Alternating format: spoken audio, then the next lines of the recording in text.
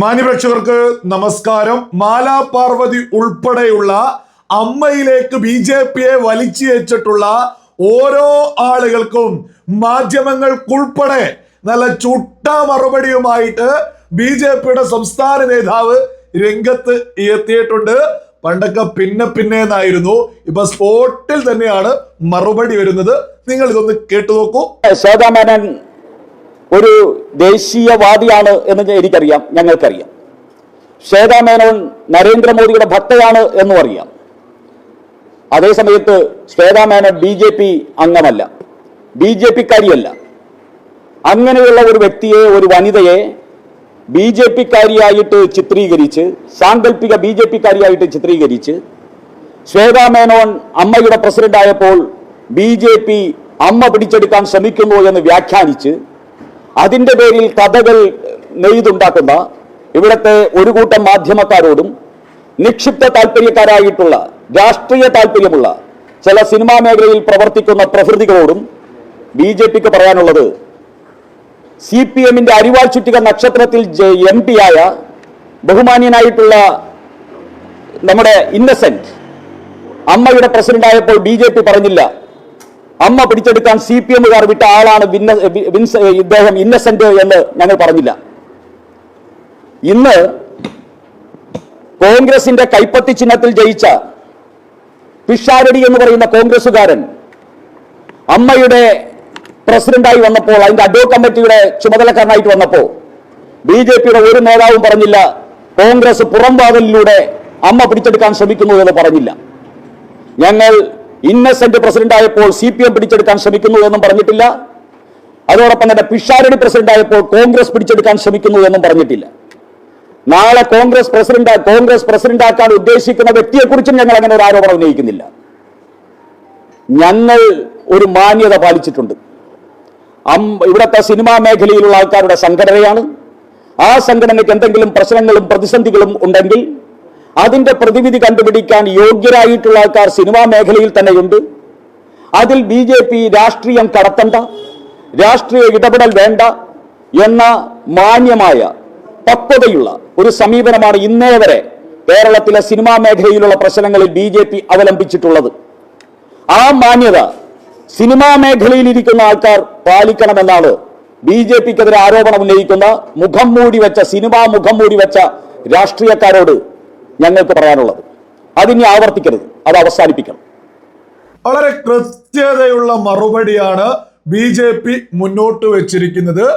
മാലാ പാർവതി പറഞ്ഞ ഒരു ചെറിയൊരു ഭാഗം നമുക്ക് ഈ ഒരു വീഡിയോയിൽ തന്നെ മുന്നോട്ട് വെക്കാം.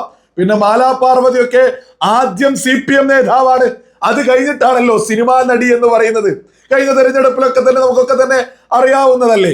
വളരെ പ്രധാനപ്പെട്ട ഒരു പ്രചാരകയായിരുന്നു CPM-ന്റെ ഓരോ സ്ഥാനാർത്ഥികൾക്ക് വേണ്ടി അവർ വലിയ പ്രചരണമൊക്കെ നടത്തിയതുമായി ബന്ധപ്പെട്ട പ്രസംഗമൊക്കെ തന്നെ നമ്മളും വീഡിയോ ചെയ്തിട്ടുണ്ട്. ഈ മാലാ പാർവതിയിൽ നിന്നൊക്കെ ബി.ജെ.പി ഒരു മാന്യത പ്രതീക്ഷിക്കേണ്ട. കാരണം കമ്മ്യൂണിസ്റ്റ് ആളുകളിൽ നിന്ന്, വിവേകമുള്ള മനുഷ്യർ എന്തെങ്കിലും ഒരു നിലവാരം പ്രതീക്ഷിക്കുന്നുണ്ടോ? അതൊരു മണ്ടത്തരല്ലേ. ഈ പറയുന്ന മാലാ പാർവതിയൊക്കെ വന്ന് യജാതി ഇരവാദവും അതേപോലെ തന്നെ എന്തിനാണ് ബി.ജെ.പി വലിച്ചിരിക്കുന്നത്? കൃത്യമായ ചോദ്യമാണ് ബി.ജെ.പി ഉയർത്തിപ്പിടിക്കുന്നത്. പിഷാരടി ഇവിടെ ഈ അടുത്തല്ലേ പിഷാരടി വന്നപ്പോഴേക്ക് ബി.ജെ.പിയുടെ ഏതെങ്കിലും ലീഡേഴ്സ് വന്നിട്ട് കോൺഗ്രസ് പിടിച്ചെടുക്കുന്നു, അല്ലെങ്കിൽ ഇന്നസെന്റ് വന്ന സമയത്ത് വളരെ മാന്യമായിട്ടാണ് ബി.ജെ.പി ഇതൊക്കെയായി ബന്ധപ്പെട്ട് ഇടപെടലുകളൊക്കെ നടത്തി മുന്നോട്ട് പോവാറുള്ളത്. ഇനി രാജ്യാന്തര തലത്തിൽ പോലും ബി.ജെ.പി എങ്ങനെയാണ് കലയെ കാണുന്നതിനെ കുറിച്ചും കൃത്യമായിട്ട് മുന്നോട്ട് വെക്കുന്നുണ്ട്. നിങ്ങൾ അതും ഒന്ന് കേട്ടു. കഴിവും പ്രാപ്തിയും പ്രതിഭയുമാണ് സാഹിത്യ സിനിമാ മേഖലയിൽ നിൽക്കുന്നവർക്ക് വേണ്ട മാനദണ്ഡമെന്ന് വിശ്വസിക്കുന്ന ഒരു സംസ്കാരമാണ് ബി.ജെ.പിക്കുള്ളത്. അങ്ങനെ ഒരു സംസ്കാരമുള്ളത് കൊണ്ടാണ് ബി.ജെ.പിക്ക് അങ്ങനെയുള്ള ഒരു സംസ്കാരമുള്ളത് കൊണ്ടാണ് ബി.ജെ.പി നേതാവായ നരേന്ദ്രമോദി ഇന്ത്യ ഭരിക്കുമ്പോൾ ഈ കേരളത്തിന്റെ ഏറ്റവും ബഹുമാന്യനായിട്ടുള്ള ശ്രീ മമ്മൂട്ടി ഉൾപ്പെടെയുള്ളവർക്ക് രാജ്യം പരമോന്നത ബഹുമതികൾ നൽകി ആദരിച്ചത്. അദ്ദേഹത്തെ രാഷ്ട്രീയക്കാരനായിട്ട് കണ്ടുകൊണ്ടല്ല, മമ്മൂട്ടിയെ രാഷ്ട്രീയക്കാരനായിട്ട് കണ്ടുകൊണ്ടല്ല, അദ്ദേഹത്തിന്റെ കഴിവ്, പ്രാപ്തി, പ്രതിഭ, അതിലുള്ള അംഗീകാരവും ആദരവുമാണ്. അതാണ് ബി.ജെ.പിയുടെ സംസ്കാരം. ബി.ജെ.പിയെ വിമർശിക്കുന്നവർക്ക് ഈ സംസ്കാരം മനസ്സിലാകുന്നില്ല എന്നുള്ളത് ദയനീയമാണ്.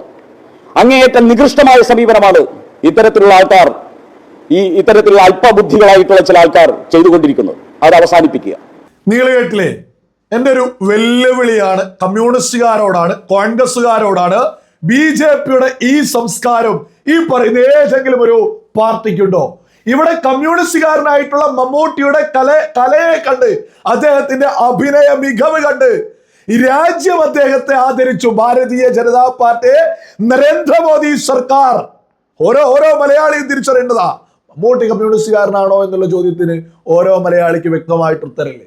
മമ്മൂട്ടി കമ്മ്യൂണിസ്റ്റുകാരനാണ്, അതിലൊരു തർക്കമില്ലാത്ത വിഷയ.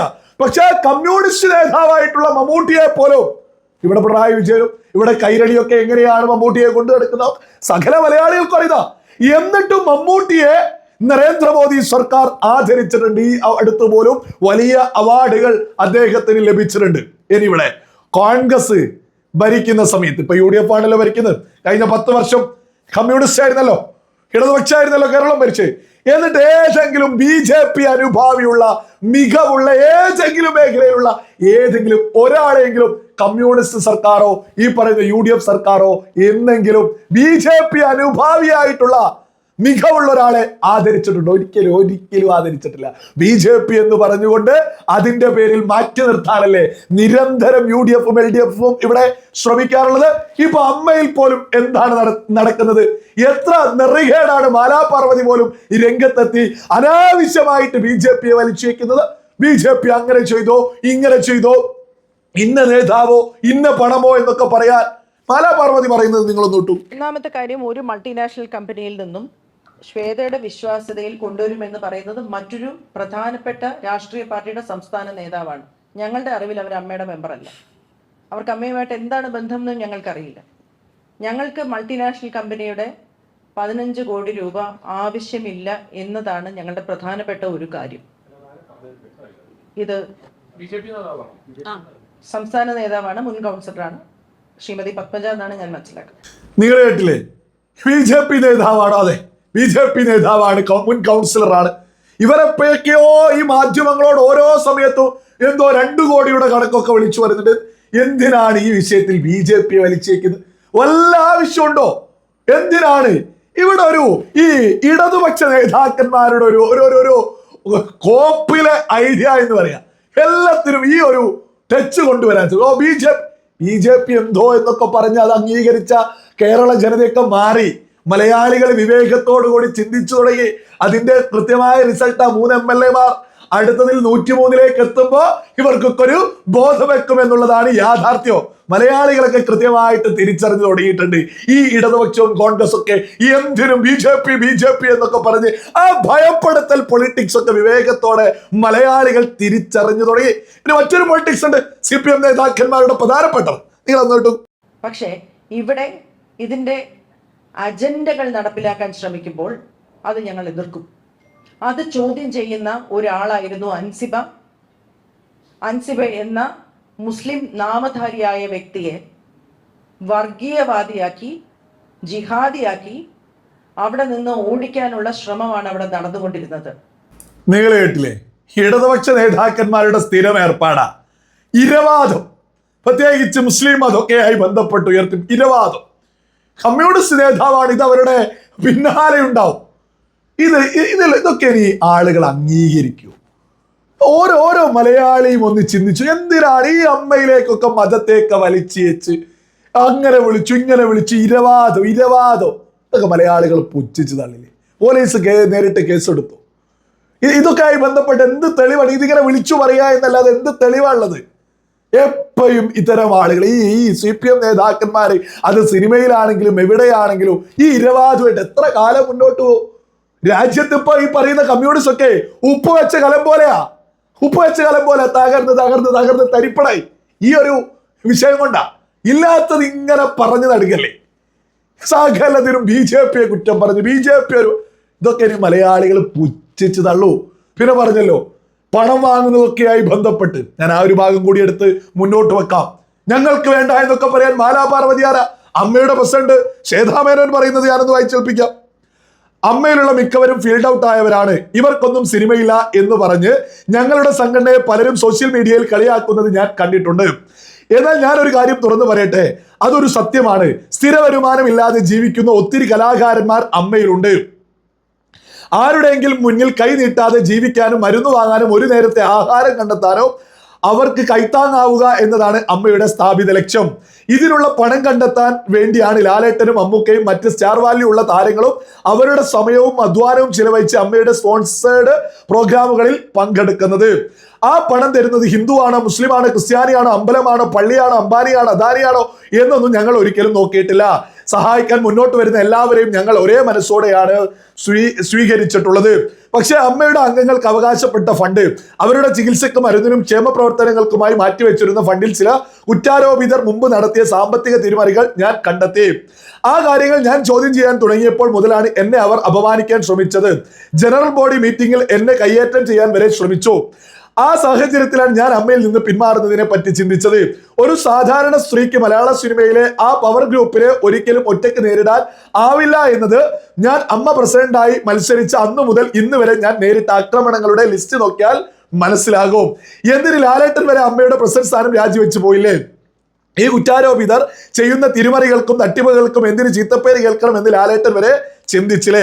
ഞാൻ നടത്തിയ പോരാട്ടത്തിന് ഒരു ഘട്ടത്തിലും എന്റെ പോരാട്ടം ഏതെങ്കിലും സ്ഥാപനങ്ങൾക്കോ വ്യക്തിപരമായ നേട്ടത്തിനോ ആയിരുന്നില്ല. അമ്മയിൽ സാമ്പത്തിക തിരിമറി നടത്തിയവർക്കെതിരെയും ചില കുറ്റാരോപിതർക്കെതിരെയുമാണ് എന്റെ പോരാട്ടം. നുണക്കഥകൾ പ്രചരിപ്പിച്ചും അപകീർത്തിപ്പെടുത്തിയും എന്നെ നിശബ്ദയാക്കാമെന്നാണ് അവർ കരുതുന്നത്. എന്നെ കുറിച്ച് എത്ര നുണകൾ പ്രചരിപ്പിച്ചാലും എത്ര അപമാനിച്ചാലും ഈ പോരാട്ടത്തിൽ നിന്ന് ഞാൻ ഒരിക്കലും പിന്നോട്ടില്ല. കാരണം ഇത് അമ്മയുടെയും അതിലെ സാധാരണ അംഗങ്ങളുടെയും അവകാശങ്ങൾ സംരക്ഷിക്കാനുള്ള പോരാട്ടമാണ്. ഇനി ഞാൻ ഇതിൽ തോറ്റുപോയാലും സാരമില്ല. കാരണം ഈ പോരാട്ടത്തിലൂടെ ആ പവർ ഗ്രൂപ്പ് അമ്മയുടെ മെമ്പേഴ്സിന്റെ മുന്നിൽ എക്സ്പോസ് ചെയ്യപ്പെട്ടു കഴിഞ്ഞു. അതുതന്നെയാണ് എൻ്റെ ഏറ്റവും വലിയ വിജയം. അമ്മ പ്രസിഡന്റ് ശ്വേതാ മേനോൻ ആ പണം വേണം. ഏത് പണമാണെങ്കിലും എന്തിനാണ് ചിലവ് അല്ലെങ്കിലും സിനിമയിൽ ഇന്ന കോർപ്പറേറ്റ് കമ്പനിയുടെ ക്യാഷ് വേണ്ട എന്നൊക്കെ ആ കമ്മ്യൂണിസ്റ്റ് ചിന്തയൊക്കെ ആയിട്ട് മാലാപാർവതി പറയുന്നതിലൊക്കെ എത്ര വലിയ വിരോധാഭാസ. കോർപ്പറേറ്റ് പണമൊന്നും സിനിമക്ക് വേണ്ട എന്നൊക്കെ പറയാൻ മാലാപാർവതിയുടെ ആ കമ്മ്യൂണിസ്റ്റ് ചിന്തയല്ലേ നമ്മൾ കേൾക്കുന്നത്? ഇതിനൊക്കെ ആര് കൈയടിക്കുമെന്ന് കരുതിയ ഈ മാലാപാർവതി ഇങ്ങനെ വിളിച്ചു പറഞ്ഞുകൊണ്ടിരിക്കുന്നത്? പിന്നെ ഇതൊക്കെ പറയാൻ ഇവരാരാ? അമ്മ പ്രസിഡന്റ് പറയുന്നതൊക്കെ ഞങ്ങൾ സ്വീകരിക്കും. അത് അമ്മയിലെ അംഗങ്ങൾക്ക് വേണ്ടിയാ. പിന്നെ ഈ അമ്മയിൽ എന്ത് കോപ്പ് സംഭവിച്ചാലും സാധാരണക്കാരായിട്ടുള്ള മലയാളികൾക്ക് ഒരു പുല്ലില്ല. പിന്നെ BJP വലിച്ചേച്ചത് കൊണ്ടാണ് നമ്മൾ ഈ ഒരു വിഷയം ചെയ്തതും. ശക്തമായി എന്താണ് BJP എന്നുള്ളത് BJPയുടെ സംസ്ഥാനതല നേതാവ് സുരേഷ് പറയുമ്പോൾ തന്നെ വളരെ വ്യക്തമാണ്. എന്താണ് BJP മുന്നോട്ട് വെക്കുന്ന സംസ്കാരം, അതിവിടെയുള്ള UDF-നും LDF-നും ഇല്ല എന്നുള്ളതൊക്കെ ഈ വിഷയത്തിൽ മലയാളികൾക്ക് തിരിച്ചറിയാൻ സാധിക്കുന്നത് കൊണ്ടാണ് ഞാൻ ഈ ഒരു വിഷയം എടുത്ത് വീഡിയോ ചെയ്തിട്ടുള്ളത്. അല്ലാതെ അമ്മയിൽ എന്ത് കോപ്പ് സംഭവിച്ചാൽ ഇവിടെയുള്ള സാധാരണ മലയാളിക്ക് എന്ത് കോപ്പ?